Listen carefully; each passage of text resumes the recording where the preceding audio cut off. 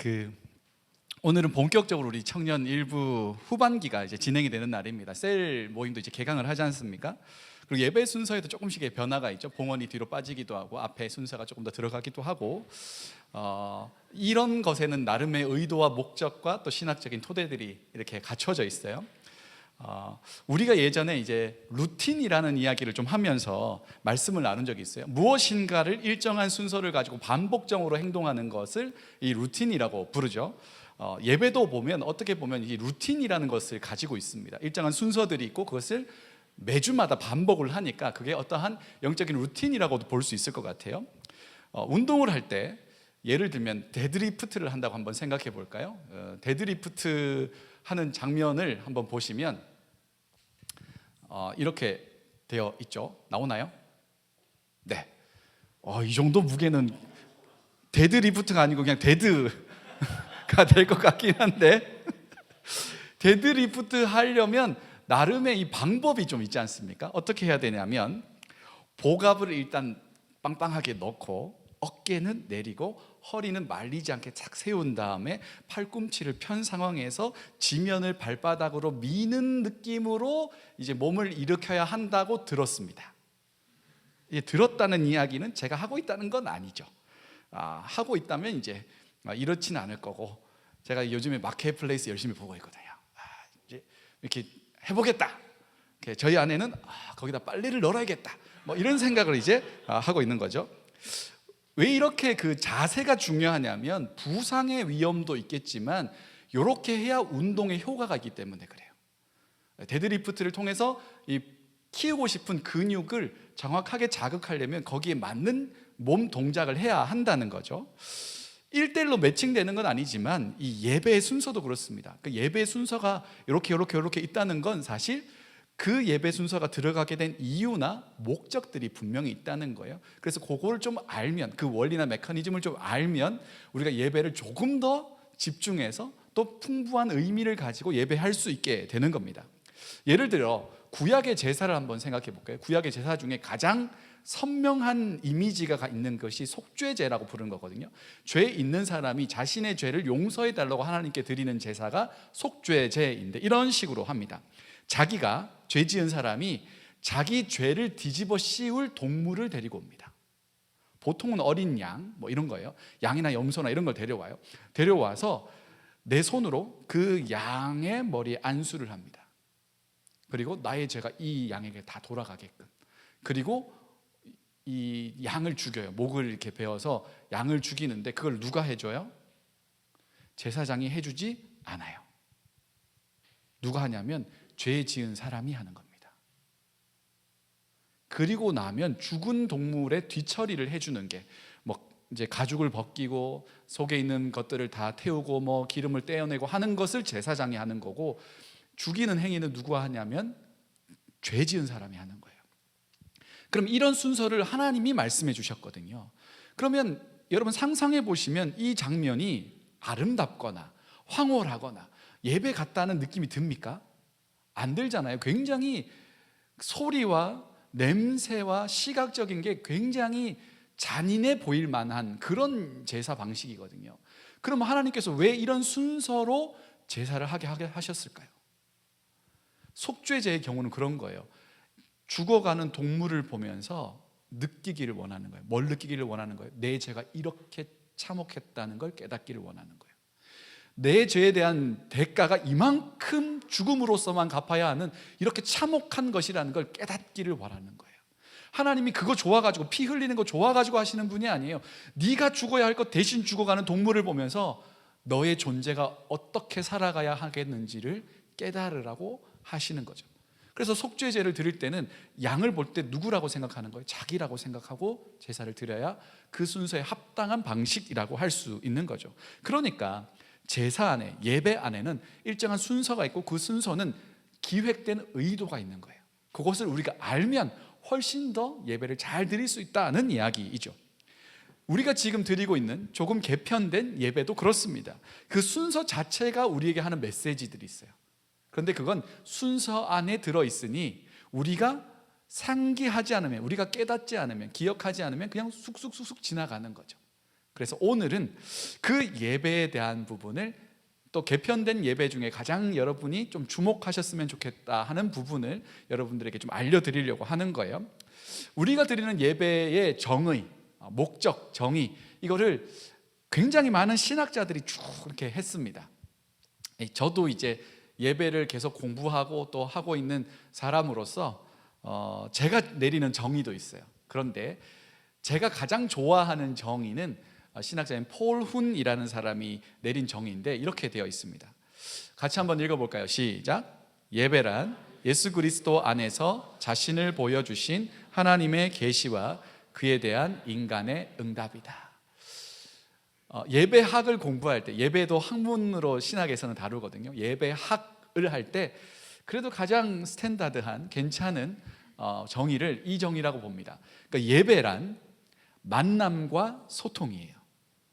만남과 소통인데, 만남은 하나님과 우리가 만나는 거고요, 소통은 하나님께서 그 만남의 자리 가운데 자신을 보여주시는 거예요. 계시, 열어서 보여준다는 이야기거든요. 밝히 보여준다, 열어서 보여준다. 그 계시와 그것을 경험한, 하나님이 우리에게 하시는 말씀, 하나님 존재를 경험한 사람들이 마땅한 반응으로 응답하는 것, 이게 왔다 갔다 왔다 갔다. 그러니까 예배의 순서를 생각해 보면 계시와 응답, 계시와 응답, 계시와 응답이 계속 왔다 갔다 합니다.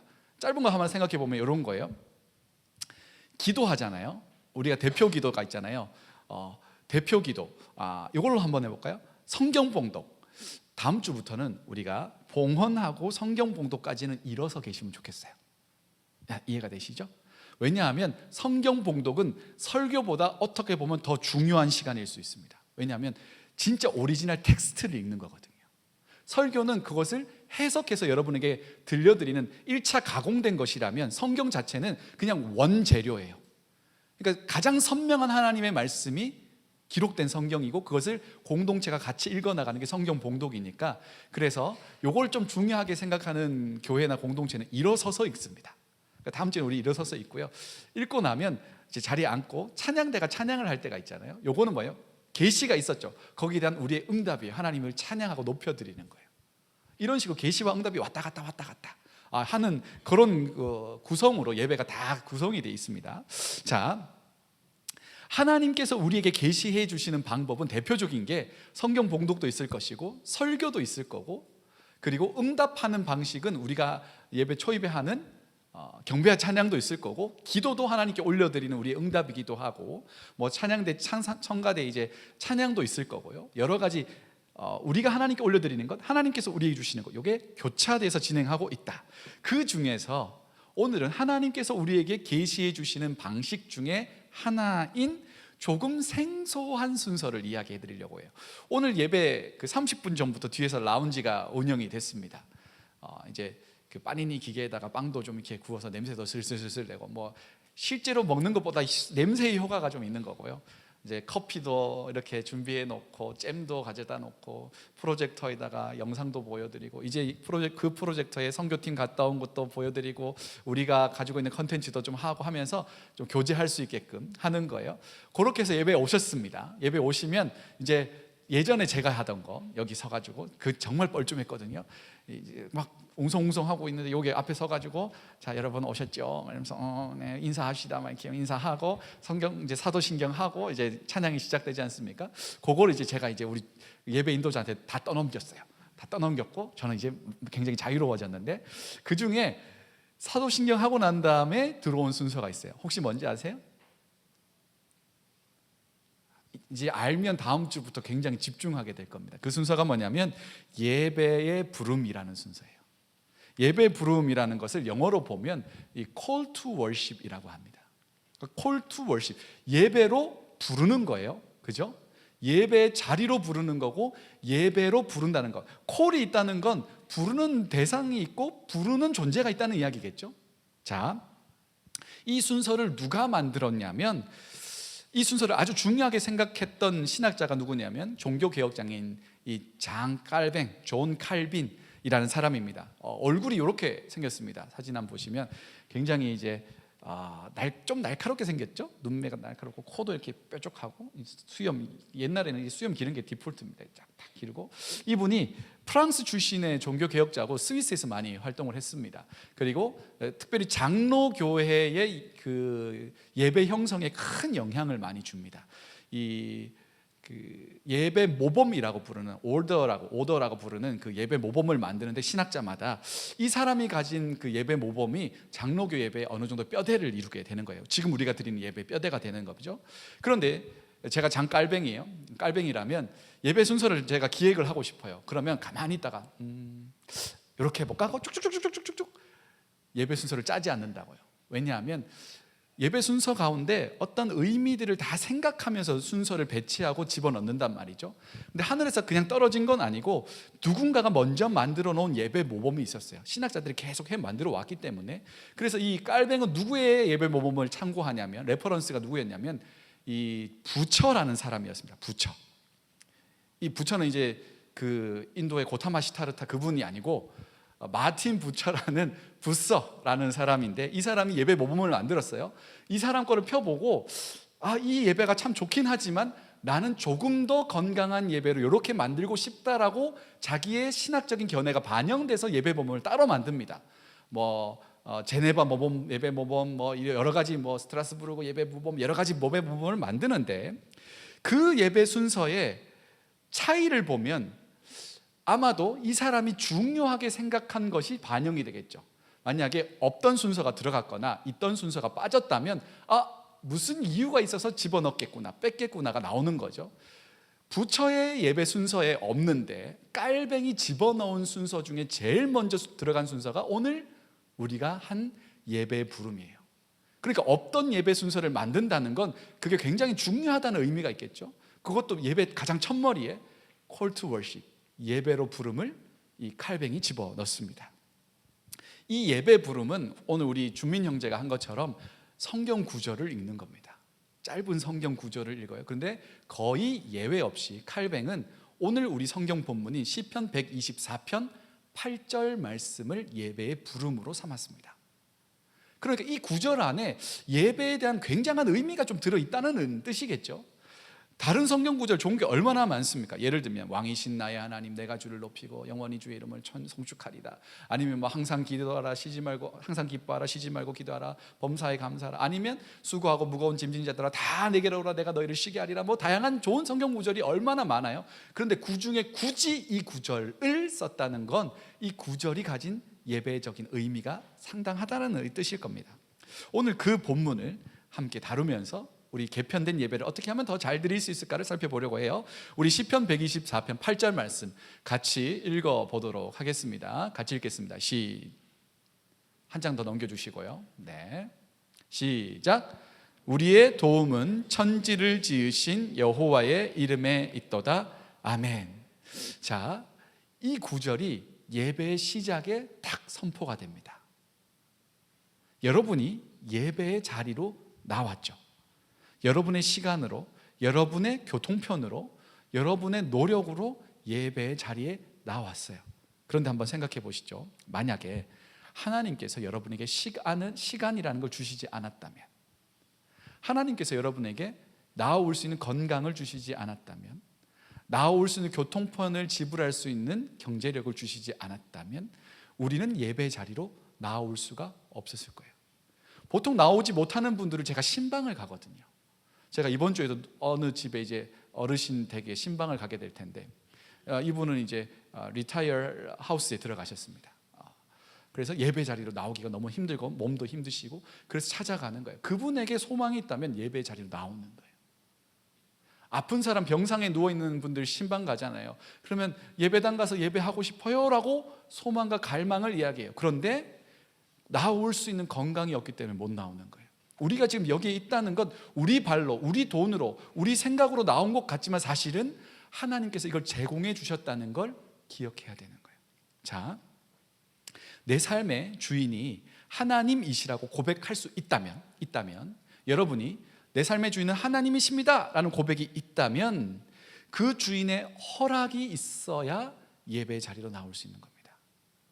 그래서 오늘 성경 구절은 그 이야기를 하는 거예요. 우리의 도움은 천지를 지으신 여호와의 이름에 있도다. 이 말은 무슨 말이냐면 하나님께서 도와주셨기 때문에 우리가 예배 자리로 나올 수 있었습니다. 우리의 주인은 하나님이십니다 라는 하나님의 주권에 대한 선포입니다. 자, 또 예배의 부름은 내 삶의 주인이 누구이신지를 알게 하는 것뿐 아니라 예배의 주인이 누구이신지도 알게 해줘요. 자, 여러분 어떤 파티가 있다고 생각해 봅시다. 파티에 가려면 초대장이 있어야 되죠. 초대장을 받았어요. 그래서 파티에 갑니다. 그러면 내가 초대장 받았다면 그 파티를 주최한 호스트가 있는 거죠. 나는 게스트로 가는 거예요. 예배의 부름이라는 건 이 초대장과 같은 겁니다. 자, 주인이신 하나님께서 예배 자리로 불러요. 누가 호스트예요? 하나님이 호스트예요. 누가 게스트예요? 우리가 게스트예요. 이 초대장을 확인하는 자리가 예배 부름의 자리입니다. 자, 하나님이 예배의 주인이라면 하나님이 여기 계셔야겠죠. 하나님이 없는데, 주인 없는, 호스트 없는 파티는 좀 문제가 있는 파티 아닙니까? 하나님이 우리를 부르셨다는 건 여기에 지금 누가 계시다는 이야기예요? 하나님이 계시다는 이야기예요. 그걸 우린 다른 말로 하나님의 임재라고 표현합니다. 그런데 여러분, 이런 이야기 들어보신 적 있죠?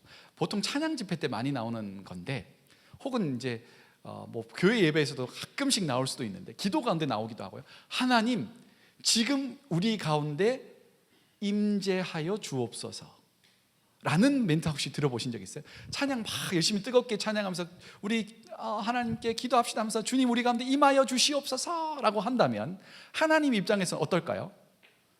굉장히 약간 낯선 상황이에요. 왜냐하면 하나님 계시잖아요. 근데 임해달래요. 그럼 없는 사람이잖아요. 투명 존재. 그래서 물론 그런 것을 의도하고 이 멘트를 하는 건 아니겠지만 그 멘트 자체는 좀 문제가 있는 멘트예요. 하나님은 예배 계십니다. 하나님이 우리를 초대하신 거예요. 주인 없는 집에 우리가 와가지고 주인 올 때까지 기다리는 게 아니에요. 하나님이 이미 우리 가운데 계십니다. 그리고 우리를 예배의 자리로 불러주신 거예요.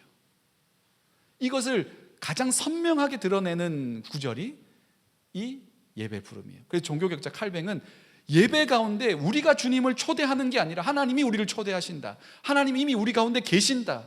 걱정하지 말고 예배하라고 이 예배의 부름이라는 순서를 강렬하게 집어넣습니다. 자, 시편 124편 8절에서 하나님은 어떤 분이라고 하냐면 천지를 지으신 분이라고 표현해요. 천지를 지으신 분. 이게 사람이 생각할 수 있는 가장 높은 존재입니다. 그러니까 성경의 창세기에 기록되어 있는 내용이기도 하지만 인간이라는 존재가 신을 생각할 때 가장 크게, 가장 강하게, 가장 능력 있게 생각할 수 있는 멘트가 뭐냐면 하나님이 천지를 만드셨다. 신이 천지를 만들고 운행하고 계시다. 이게 사람이 고백할 수 있는 가장 큰 범위의 고백인 거예요. 자, 하나님을 어떻게 고백하냐면 천지를 지으신 분이라고 생각해요. 한번 생각해 보죠. 여러분이 근무하는 회사에 사장님을 만나고 싶어요. 보통 그런 일은 없을 텐데 사장님을 만나고 싶어요. 그래가지고 엘리베이터 딱 탑니다. 꼭대기층을 딱 누릅니다. 띡 쭉 올라가요. 그리고 뚜벅뚜벅 사장실 문 벌컥 열고 사장님, 제가 할 말이 있어 왔습니다. 그럼 사장님이 어떻게 생각할까요? 눈이 동그랗게 뜨고 자네 이름이 뭔가? 왜 이름을 물어보는 거예요? 이제 그 다음부터 못 보기 때문이에요. 보기 힘들겠죠. 왜냐하면 절차가 필요하잖아요. 내 직속 상관은 매니저한테 아니면 슈퍼바이저한테 이야기해서 나 사장님 만나고 싶다. 그러면 슈퍼바이저가 뭐라고 하겠어요? 그러지 마라. 보통 이렇게 이야기하겠죠. 내 선에서 이야기하자 뭐 이렇게 할 텐데 어떤 계통을 밟아서 비서실 거쳐가지고 약속 잡아가지고 가는 거잖아요. 회사의 사장님을 만나는 것도 쉽지 않아요. 그렇잖아요. 저도 담임 목사님 만나려면 물론 똑똑해가지고 목사님 그러면 담임 목사님 깜짝 무슨 일이에요? 라고 하긴 하겠지만 담임 목사님실을 이제 관리해 주시는 이 피테 권사님 계시거든요. 그분한테 혹시 담임 목사님 계시냐고, 내가 이런 용무로 만나고 싶은데 들어가도 되겠냐고 뭐 이렇게 하면 이제 그분이 목사님한테 혹시 목사님 이렇게 강사 목사님 만나려고 하는데 괜찮으세요? 라고 물어보고 제가 들어가지 않겠어요? 그죠? 회사의 사장님도 교회 목사님도 그런데 하물며 사람이 가장 생각하기 높은 존재인 천지를 지으신 하나님을 만난다는 게 이게 자연스러운 게 아닙니다. 그게 당연한 게 아닙니다. 그분께 우리가 나아간다는 게 가능한 게 사실은 아니라고요. 회사의 사장님 만나려면 절차가 필요하죠. 내가 나눌 내용을 다 알려드려야 됩니다. 그래도 만나줄까 한데 천지를 지으신 하나님께 작고 작은 내가, 죄 많은 내가 만나달라고 하는 게 그게 상식적인 거예요. 실제로 성경에 보면 하나님을 직접 만난 사람들의 대표적인 공통적인 반응은 뭐냐면 나는 이제 죽었구나예요. 나 망했네, 큰일 났네 입니다. 이사야 6장 5절에 보면 이사야가 하나님을 만나는 대목이 나오는데 제가 이 부분을 메시지 번역으로 읽어드릴게요. 재앙이다, 재앙의 날이다. 메시지 성경 영어로 보면 doomsday 막 이렇게 돼 있어요. 이제 나는 죽은 목숨이다. 나는 이제껏 하나같이 더러운 말을 일삼았다. 하나님을 모독하기까지 했다. 나와 함께 살아가는 자들도 마찬가지다. 다 썩어 빠진 말들, 불경스러운 말들을 쏟아낸다. 그런데 내가 여기서 하나님을 대면하다니, 왕이신 만군의 하나님을. 그러니까 죄 많은 인간이 실제로 하나님을 만나게 되면 어떤 느낌을 받는 거예요? 나 죽었구나라고 생각하게 된다고요. 그 거룩하신 하나님, 그 크고 높으신 하나님을 이 작고 작은 내가 만나다니, 나는 이제 감당 안 되겠구나. 하나님이 나에게 대해서 내 티끌을 보고, 내 죄를 보고, 야, 너 뭐냐? 너 왜 죄 지었어? 근데 나 보러 왔어? 괜찮겠어? 하면 존재가 사라지는 것 아니겠어요? 그러니 죄 많은 인간이 하나님을 경험하면 재앙이라고 표현하기까지 하는 거예요. 실감나는 번역입니다. 번역. 죄인이 거룩하신 하나님 앞에 서면 빛 아래에서 어둠이 드러나듯이 거룩하신 하나님 앞에 우리가 서면 우리의 거룩하지 않은 모습이 다 튀어나오게 되어 있습니다. 부족하고 연약함이 다 튀어나오게 되어 있습니다. 그래서 부끄럽고 숨고 싶어지는 거죠. 그 하나님께서 나의 죄를 처벌하셔도 할 말이 없어요. 진짜 죄인이니까요. 그래서 재앙이라고 표현하는 거예요. 그런데 이어지는 구절에 보면 천사가 제단에서 멀겋게 그 불타고 있던 숯 하나를 가져와서 그것을 이사야의 입술에 축 댑니다. 물론 이제 입술이 데이거나 그러진 않아요. 상징적인 행동으로 숯불을 가져와서 입술에 축 댑니다.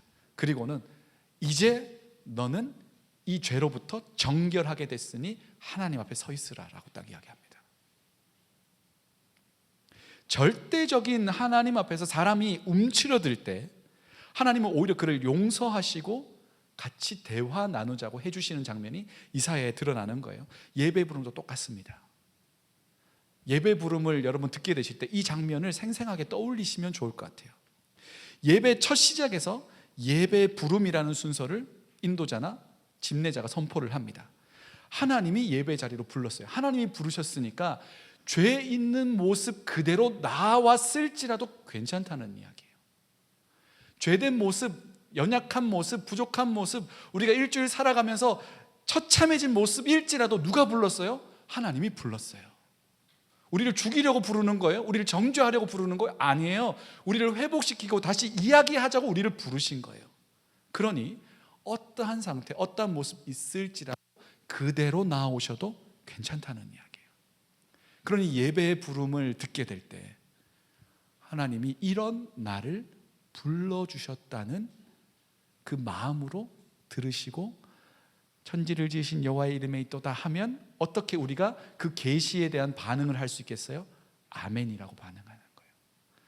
소리를 크게 내지 않아도 되지만 여러분의 진심이 담긴 고백이었으면 좋겠어요. 하나님, 이런 나를 불러주셔서 고맙습니다. 아멘인 거죠.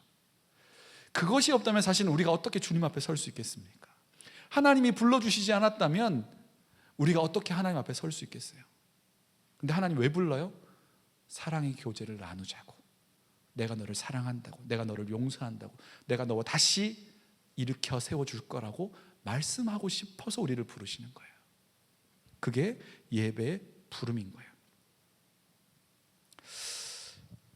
우리의 일주일을 한번 생각해 보세요. 예배에 합당한 그런 인식을 가지고 살면 참 좋긴 하겠어요.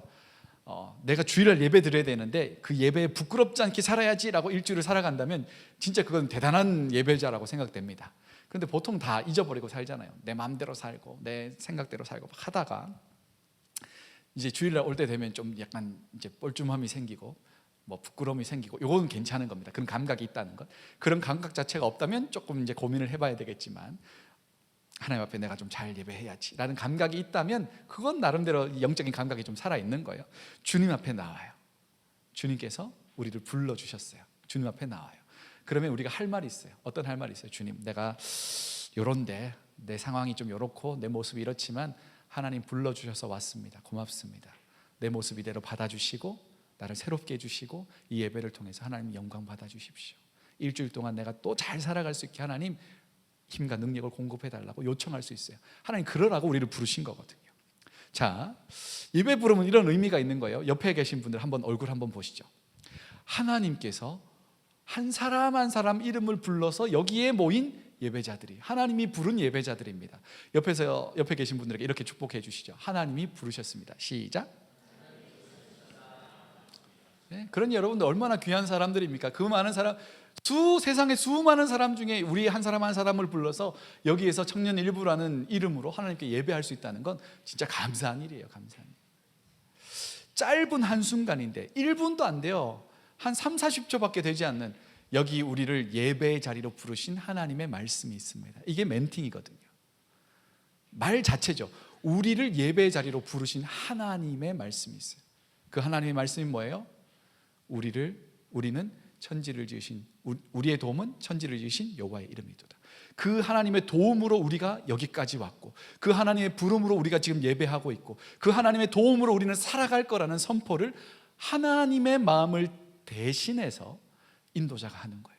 이제 다음 주에 우리 인도자가 엄청 부담스럽게 할 수도 있을지도 모르겠는데, 그렇다고 일부러 여기 우리를 이렇게 하면 그렇게 하지 말고 그냥 하던 대로 하는데, 네, 그 정도의 무게감을 가진 순서가 예배 부름이라고요.